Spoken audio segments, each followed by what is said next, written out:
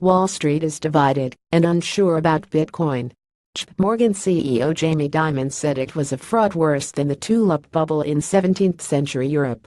Morgan Stanley CEO James Gorman said it was more than just a fad and has not invested in it. The equity analysts at Macquarie appear to side with Gorman's centrist position and disagree with Dimon's comparison to the tulip bubble.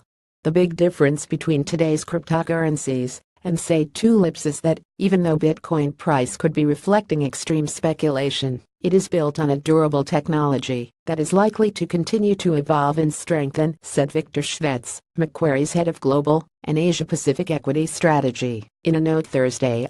He continued, and there were shots fired. If one describes Bitcoin as a fraud, how would one describe a financial cloud that is at least 4x 5x larger than the underlying economies? It is unlikely that US $400 trillion of financial instruments circulating around the world would ever be repaid, and most are now backed by assets that are already either worthless or are diminishing in value. How does one describe rates in the yield curve that are either directly determined by CB's Bajrpak or heavily influenced by them? Fed or ECB people living in glass houses should not throw stones. Schvetz said cryptocurrencies absolutely have a role in investment portfolios. Like gold, they're insurance policies against the depreciation of fiat currencies, he said. But he added that cryptocurrencies account for less than 1% of cash in circulation, leaving the dollar as the primary global reserve currency for a while. He added that Bitcoin, unlike paper currency, is not yet widely accepted as a store of value and is very unstable.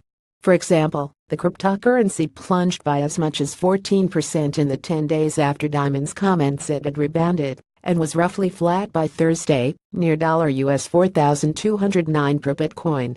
Schvetz sees consumers and businesses using a mix of different sovereign currencies and cryptocurrencies and carrying out more transactions through technologies like blockchain. The challenge facing central banks is that, although cryptocurrencies are today a tiny portion of the overall money pool, the nature of monetary economy is rapidly changing and central banks would have no choice but to adjust, he said. Get the latest Bitcoin price here. Site highlights each day to your inbox. Follow Business Insider Australia on Facebook, Twitter, LinkedIn, and Instagram.